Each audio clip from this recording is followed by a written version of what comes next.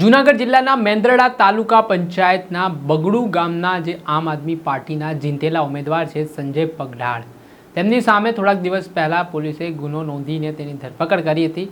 આને લઈને હવે ગોંડલના આમ આદમી પાર્ટીના નેતા જિગીશા પટેલ છે તે મેંદરડા પહોંચ્યા હતા, જ્યાં કોના ઇશારે આ કાર્યવાહી થઈ રહી છે ને કોને તેમણે સીધી ધમકી આપી છે, વિગતે વાત કરીએ.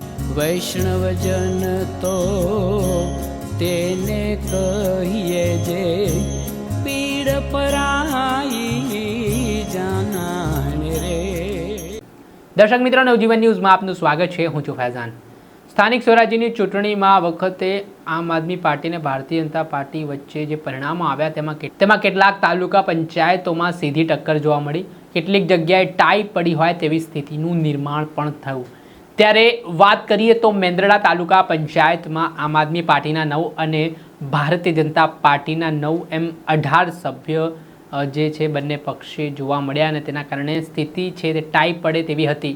ત્યારે બગડુ ગામના જે આમ આદમી પાર્ટીના જીતેલા ઉમેદવાર હતા સંજય પગઢાળ, તેમની સામે પોલીસે કાર્યવાહી કરી, તેમના સામે ગુનો નોંધી તેમની ધરપકડ કરી અને આના કારણે આમ આદમી પાર્ટીને આ તાલુકા પંચાયત છે તે ગુમાવવી પડી.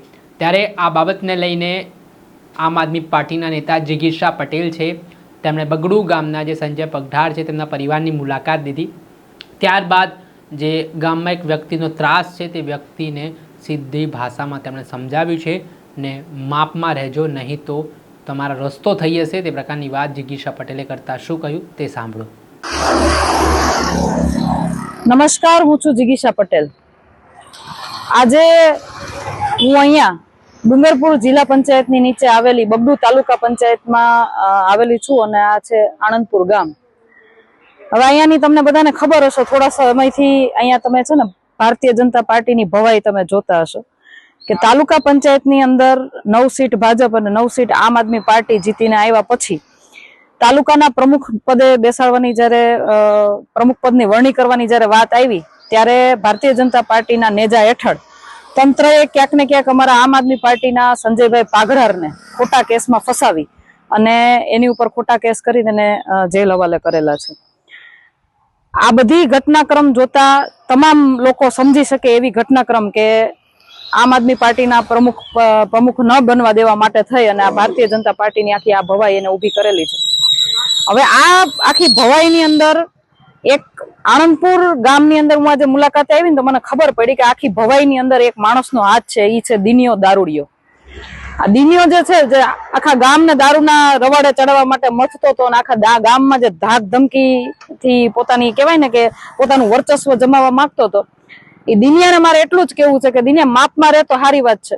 કારણ કે હું ગામની અંદર આવી, ગામના લોકોએ મને બધી વાતચીત કરી કે તારા અહીંયા શું કાંડ છે, તારા શું કૌભાંડ છે. મારે અહીંયા ઉતરવું ન પડે ગામમાં, એટલું તું ધ્યાન રાખજે.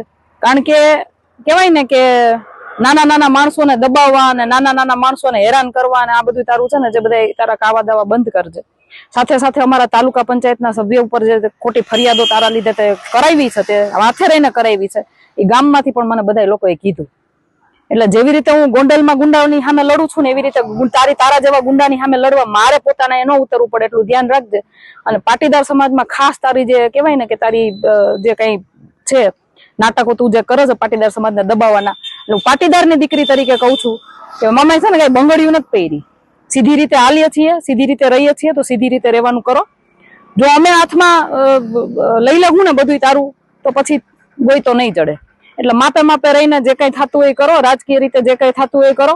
બાકી આ બધી ભવાયું તમારી બંધ કરી દો તો સારી વાત છે.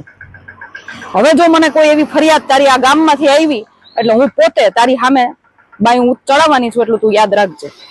જય હિન્દ, જય ભારત. આમ આદમી પાર્ટીના નેતા જિગીશા પટેલ તેમાં જે વ્યક્તિને તેઓ નામ લઈને સીધી ચેતવણી આપતા જોવા મળી રહ્યા છે ને જે રીતે અહીંયા કાવા દાવાઓ કરવામાં આવ્યા હોય આ ગામમાં સંજય પગઢાળને ફસાવવા માટે તેવા આક્ષેપો જિગીશા પટેલે લગાવ્યા છે ને તેમના નિવેદનથી રાજકારણ ગરમાયું છે. દર્શક મિત્રો, આવા જ નવા વિડીયો સાથે આપણે માહિતગાર કરતા રહીશું, પડે પડના અપડેટો આપના સુધી પહોંચાડતા રહીશું. એટલે નવજીવન ન્યૂઝને જોતા રહો, લાઇક કરો, શેર.